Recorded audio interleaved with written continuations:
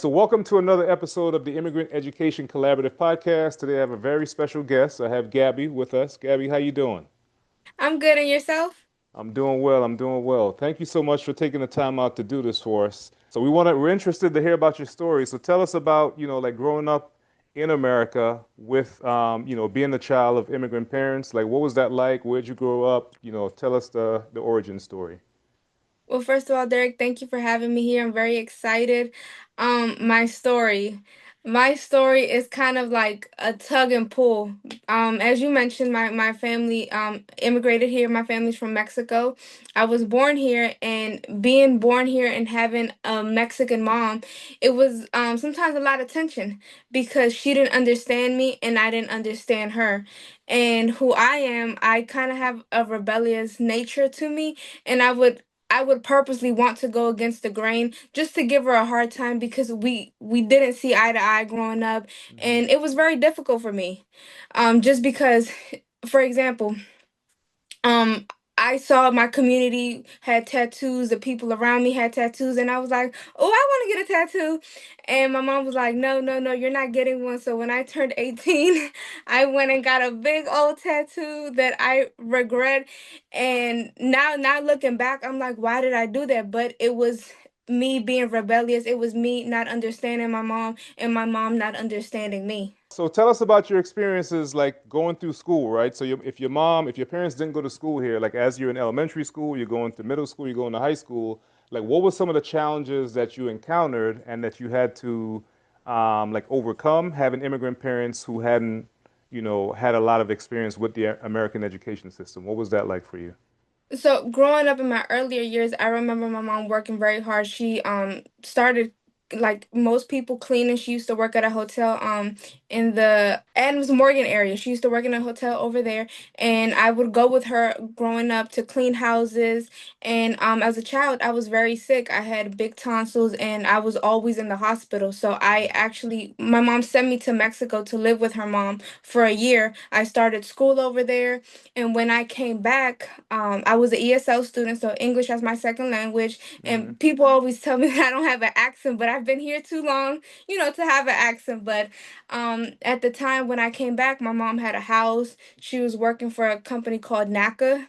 Mm-hmm. So she had a house, she had a car, so she had established herself very well within that year. Mm-hmm. And it was again, it was just difficult because even though she had established herself very well within the culture, within the community, we just didn't understand each other and we didn't see eye to eye, and that caused me to, just want to rebel. Mm-hmm. Want I just wanted to rebel, but I did see my mom work very hard. After working for NACA, she went to work for a company called Mana. So I saw my mom being a leader within her community because she was always the Hispanic spokesperson at each of these companies. Mm-hmm. And like I said, I just seen her work very, very hard in this country. But when I was younger, I didn't appreciate that because it was just so much tension of her telling me, no, don't do this. And I'm like, well, why? Why? And I've now looking back, I wish that I could relate a little bit more to her, and Mm-hmm. that she could understand me a little better, because I feel like that would have saved me a lot of mistakes and a lot of mishaps along my journey in my 28 years of living. Right, right. Okay, cool. So what was school like though? Like as you're going to school, you're going to elementary school, you're going to middle school. Let's just deal with those two schools in your early stages, right? As you're going to school, like what's that experience like as you as a ESL student starting off and like talk to us about like how you transition, how you sort of like assimilate into American culture or assimilate back into American culture, we should say. What was that experience like? Was your mom involved in school? Was she coming to school often? Like, was she coordinating with the teachers? What was happening? Um, from what I remember, I actually grasped the language very easily. Mm-hmm. As for as long as I can remember, I've been talking English. I've been, I feel like growing up, I was very popular. I had my friends, I had my crew, Mm-hmm. and I actually did not want my mom coming up to the school. I would sign the permission slips and I would Right. put no, not Yeah. coming, or I wouldn't give them to her. Yeah. But no. middle school, high school, I was a normal child that you see. I Yeah. didn't have any issues. Like I did mention that I was an ESL student, but like I said, I grasped the language very well. I didn't have Hmm. any issues assimilating myself in my community. Yeah. Okay. So now you get to high school. So you're in high school. What's that like? What's high school like for you? When you get to high school, how are you doing? How's your relationship with your mom? How are you doing in school? And what are you thinking about in terms of, adult, Gabby as an adult, what you're gonna do after high school? So talk to us about like getting into high school and where you are, with that experience.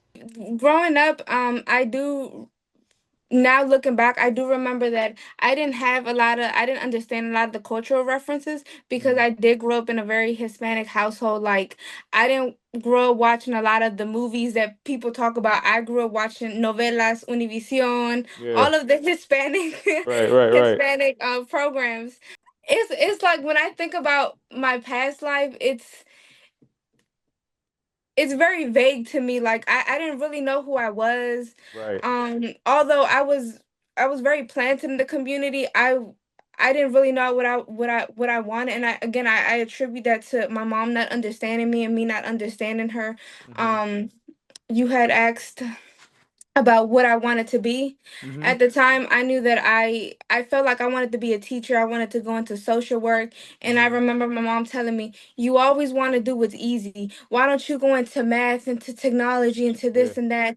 Yeah. And her perspective was coming from seeing people's credit reports because she used to work at NACA and man Hmm. in that type of industry. So she was Hmm. seeing people's credit reports and she was like, "They don't make no money. Why do you want to do that? Why do you want Right. to do that?" So that kind of gauged my interest into technology. But again, I didn't want to do it. So when I did go to college, I was kind of in and out. Hmm. I just didn't have any direction. I didn't know what I wanted to do. And I still feel like that a little bit today, Yeah. but I'm trying to be more intentional, growing my relationship with, God and spiritually, and just trying to think, what do I want? What is going to benefit me in the long run, and how do I expose myself to these things that I should have been exposing myself back then, but I Hmm. just had so much resistance. What can I do now to win some of that time back? Yeah. Yeah. No, I love that. I love how you're introspective in a sense. So what were the biggest challenges you would say for you? You talked about a couple times, you hit on the point about your mom, like you and your mom sort of missing each other, right? Like you not understanding her, she not understanding you. Like there's this tension of misunderstanding that exists, right? Um, so what sort of challenge you think that presented for you as you're like going through high school and trying to figure your way through? Do you feel like you're just being told that everything that you think is wrong or easy? And are you trying to figure out, okay, well, you're trying to find yourself and figure out, who do I really want to be? So how did you deal with that tension? I mean, you know, I remember my mom wanted me to go to college far away and get another experience, but at the time I was like, no, I don't want to leave DC. I don't want to leave DC. And again, it was just a lot of friction between me and her, not understanding each other. Hmm. I ended up staying here and I went to Trinity University. Hmm. And at the time, again, I was, I didn't know what I was doing. I was there for about a year and a half, but at the same time, I was kind of just chasing boys, and I didn't do much with my experience there. Hmm. I left school, and then I went to UDC, and that's when I got involved with UDC workforce. But in my earlier years, I was all over the place. I was here, Hmm. I was there, I was doing this, I was doing this. I would start something and I wouldn't finish it, and I was Right. just all over the place because that's how I felt internally, and I didn't really have a lot of direction.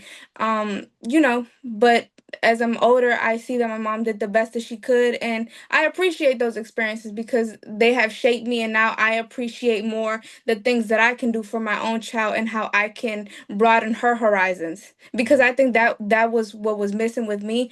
I didn't My mom was trying to broaden my horizons, but she wasn't doing it in a way that I was able to receive the information. That's why I Hmm. was all over the place. Yeah, no, that's really dope, man. That's very mature and very insightful of you, right? Because then now it's like all that friction that happened between you and your mom, you kind of figured it out, and then you're able to pass it on to the next generation and kind of like smooth things out a little bit better. So what do you feel like you were missing? What is the thing like, if you look back to your younger self, like what is it that you think you were missing? Like I know, we're on the same point of you misunderstand your mom and your mom misunderstanding you, but what do you think you actually needed at that time when you were going through that? What do you think you needed?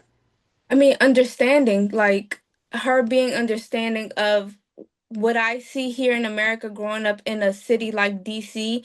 and me not understanding her coming from another country as Mexico, and her growing up a little bit more conservative, Mm-hmm. because I growing up in DC, I don't think there's a lot of people who grow up very conservative. Like, I mean, you see what the kids are doing now. Mm-hmm. We acting a fool on the train, on the Yeah. metro, with my friends screaming, laughing, just being crazy. Like, that's not Right. how she grew up, but that's Right. how I grew up here in the culture. Mm-hmm. And it was just her lack of understanding, her not understanding me, and me not understanding her, and us, I guess, not wanting to understand. Mm-hmm. Now that I'm older, I'm in therapy, so I'm able Yeah. to work through these emotions and process them, and I see the value in putting yourself in somebody else's shoes, especially when you're raising another child. My daughter's 7, Mm-hmm. and at this age right now, she's very vocal. She has an opinion about everything, and because she's so emotionally in tune, Mm-hmm. she makes me see things from a more vulnerable perspective. Mm-hmm. Because sometimes she'll say things like, "You're not supposed to do that to your child," and this and that, and it makes me know that she's very in tune with her Mm-hmm. emotions, and it makes Mm-hmm. me, kind of step back, because I tend to see myself like, Gabby, you're doing the same mistakes that your mom is doing, and now that you know better, you have to stop that. You have to stop that cycle. But it starts with understanding her and her little 7-year-old brain, Right. and she's not supposed to understand me yet, but Right. it's my duty to put myself in her shoes and understand her a little better, because that was what caused the friction between me and my mom. Her not Yeah. understanding me and me not understanding her. Yeah, no, that's really dope, Gabby. I appreciate this insight, man. This is awesome. You talked about some of the misunderstandings that you and your mom had, and you're talking about how you're able to sort of see, the depth and the emotional intelligence that your daughter has, and how that's helping you to become a better parent, just from your daughter, but also from your experience as a daughter, going with your mom. But talk to me about some of the like the benefits of having a mom from Mexico, right? Like when you think about it now, you're like, man, I actually like some of my friends didn't really have this experience, and I have kind of like the best of both worlds. Like, what are some of the things when you think about it, you're like, man, that was like a blessing to have a Mexican mom. Now that I'm older, I see her work ethic, and I Hmm. appreciate that, because like I said, she started here like most immigrants, cleaning, Hmm. doing side jobs to clean, and within a matter of a year that I was in Mexico, she had a better job, she had a car, she had a house. Currently, she owns a 4-unit building, and Hmm. she works for DC government. So I've seen her climb the ladder, I've seen her evolve, I've seen my mom, just be a leader in her community. Like I said previously, she was always the Hispanic spokesperson at all of Hmm. these organizations, and she still is to this day. I remember when she worked for NACA, she would give her part in Spanish, but because I was always with her, she would include me in the seminars. So I had a little part in the seminars. And overall, I've just seen my mom work very hard. Yeah. And I have that near and dear to my heart. And it makes me nervous sometimes, because I'm still trying to figure out my way in life.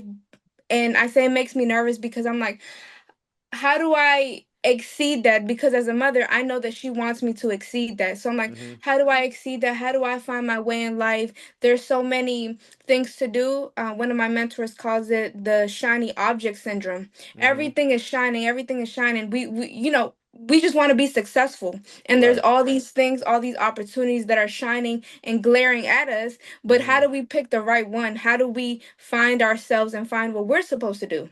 Yeah, but that's kind of like the daily challenge, right? So that's what you're working on. Like every day you get up and you kind of take another step towards, just getting better in that department. Is that what's your approach for doing that? So now that I'm a little bit more conscious about that, my what Uh-huh. I'm working on right now is kind of like reprogramming my subconscious and being patient with myself, because that's something that I lack. Like, I feel like I should be further along, Mm-hmm. but maybe I'm where I need to be. Maybe I am exactly where I need to be right now. Yeah. But it's the fact that you have to accept that, and you have to kind of my therapist told me this on Tuesday when I saw her. She said, in order to get to your future, you have to be present in your present. And that resonated so much with me, because I'm so anxious about me graduating this year, and if Mm-hmm. I'm going to have a job, what's going to happen in 2026, that Mm-hmm. I can't even really submerge myself in right now. Right, And so right. that's kind of what I'm working on my daily life in this moment right now. Just kind of taking it easy, reprogramming my subconscious and not thinking negative at the first thing that happens, learning to be a little bit more positive, and learning to know that I'm going to be okay. Yeah, And yeah. No, you can tell me that, but I have to believe that within myself. So that's kind of what I'm working at right now. yeah, no, that's really good. And it's good that you're working through these things and you're self-aware and you're actually putting forth the effort. What I love about this is just like the three generations, right? You got your mom, you got your daughter, and you're kind of in the middle, right? Which eventually that's kind of like the sandwich generation. That's kind of how it is, right? Like like as your And parents get older and you get older and your children get older, you're in the middle.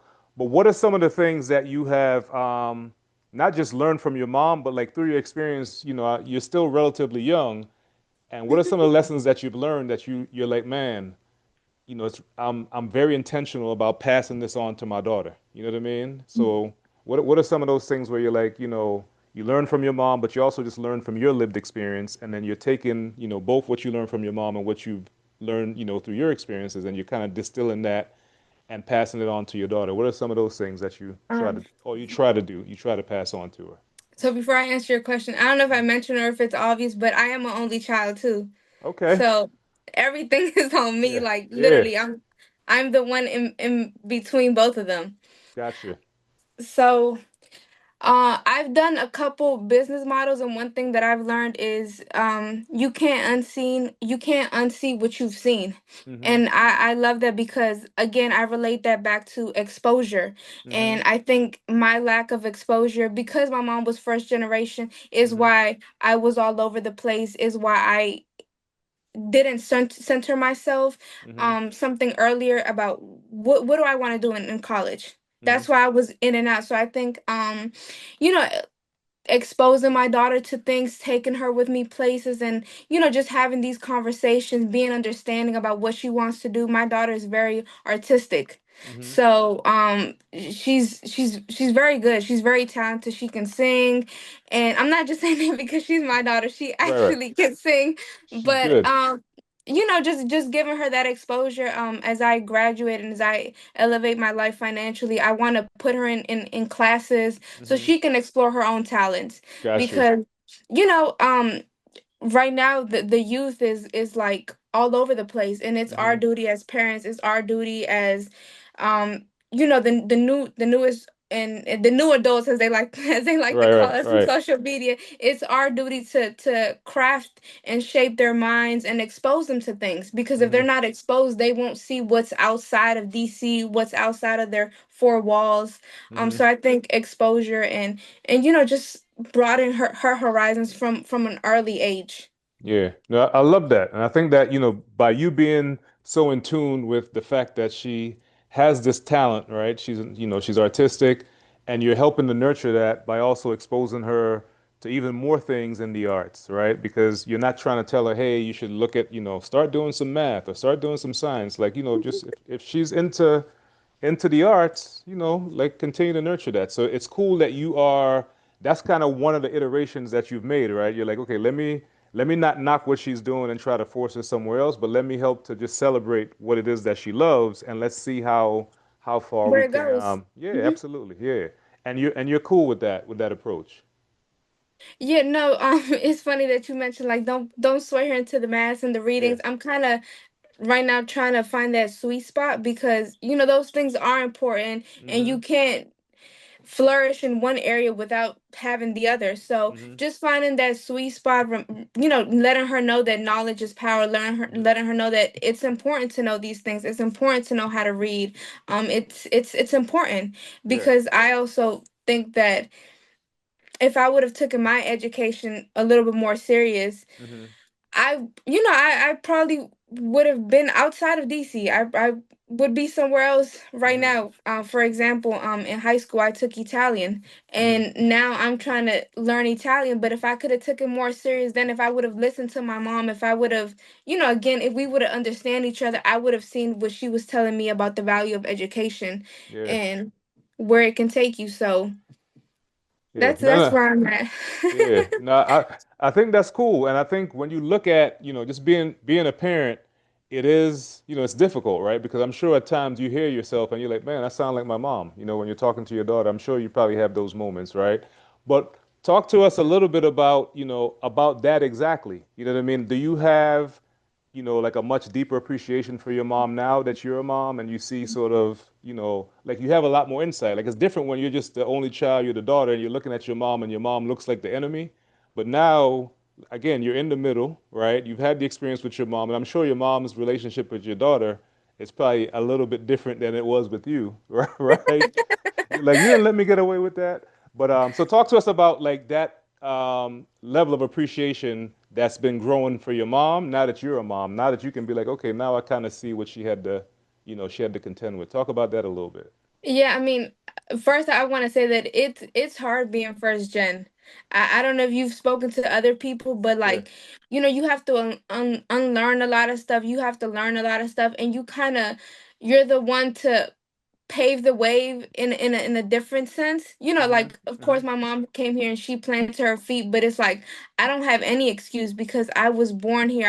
I did school here. So Mm-hmm. it's very hard being first gen. And to answer your question, when I look back, I have a lot of appreciation and I have a lot of compassion Mm-hmm. because she was doing the best that she could as a single mom trying to figure her way out. So I definitely now have a lot of more compassion. And I right now I tend to exhort myself in ways that I can help her and how can I show up for her even if it means stretching myself thin a little bit. Mm-hmm. And my what I tell myself is it's not going to be like this forever and it's just a season. It's Mm-hmm. just a season. Right now she just needs extra help. Mm-hmm. So having that compassion and sacrificing a little bit, Yeah. just a little bit compared to what she sacrificed for me. Yeah, yeah. No, that's really dope. And I love how, like the family unit is there, right? You have these three women, these three generations that, y'all are doing your thing. Talk to us a little bit about the first gen. You just mentioned, like the difficulty of being first gen, right? And it could be first gen in terms of the first generation born here. It could be the first gen in terms of the first generation to go straight to college after high school. What like talk a little bit about the pressure that some people may not think about, and especially the pressure that you put on yourself because you feel like this is what's expected of you. Because you alluded to it earlier where you said, I have no excuses, right? So that's like you Yeah. putting extra pressure on you. So talk to us a little bit about, like what's that like and how do you deal with it? How do you balance it? So, prior to me being about to graduate, prior to me coming back to school and taking it seriously, Mm-hmm. I could be having a conversation with my mom, and it could be something good, and then my mom would say, "What about school? What Mm-hmm. about school?" And I was like, "Oh Lord, like I'm telling you something good," Yeah, and yeah. she would always say, "What about school? What about school?" And Mm-hmm. she would make it known that she was not going to be happy with me until I graduated school. Okay. And so now that I'm about to graduate, she's ecstatic. Yeah, yeah. She's very happy for me. She's very happy for the opportunities that will come with me now having a degree. But yeah, she would always remind me, what about school? What about school? Because her being an immigrant here and me being first generation American, Mm-hmm. Mexican American, she knew the value of education. We kind of live in a different world where education is up in the air. Do you need it? Do you not need it? Can you succeed with it, without it? Mm-hmm. And Mm-hmm. so I have an entrepreneur spirit, but deep down I also want stability. So I'm like, okay, mom, maybe you were right. I'll go get my degree, find something stable that can Mm-hmm. fund my other dreams. Right, right. But I see what she was saying about having an education, especially being a woman, a minority woman. Hmm. You know, in order for you to demand something, you have to have something backing up what you're saying. Hmm. And that's a degree in this country, that's having those credentials, those certifications. So I'm excited to be back in school. I'm excited to say that I'm in my last semester. I'm excited to be applying for jobs and, you know, getting some stability in my life Yeah, no, in that that aspect. I love that. I love this is such a great story. So let me ask you this, man. This is gonna be like I said, we're gonna have fun with this. What would you say to yourself, to like the younger version of yourself, right? Because again, I feel like you have this energy where you have energy, right? Your energy is it's obvious that you have this energy and you want to accomplish a lot, right? You want to do things, you want to be productive, and you're kind of hard on yourself, right? So even though you're You feel working through, that? well, you alluded to that. You said it Okay. earlier, right? So even though you're working through a lot of that and you're self-aware, like what would you say to like the younger version of you? Like if you could speak to yourself, to the ninth grade version of you right now, what would you say to the ninth grade version of Gabby? What would you say to your younger self right now in the ninth grade? I would tell her to listen to her mom. Straight up. Yeah. I think that would be the only thing that I would tell her, because my mom wasn't telling me anything wrong. She was telling me, you know, even though it sounds cliche, go to school, get a good job. It is the foundation in this country. It is the Hmm. foundation. Once you have steady income coming in, it is the foundation for you to do other things. So I Hmm. would tell her, you know, um listen to your mom. When Yeah. she told me not to get that tattoo, I should have listened to her, Right. because now I'm sitting here like, why did I do that? Yeah. What was the purpose? Like, Gabby, what were you trying to prove so bad to your Hmm. mom? Back then my mindset was, I'm gonna get it so big that every time she sees it, I'm gonna make her mad. That Right. was Right. the Right. purpose back then. But Yeah.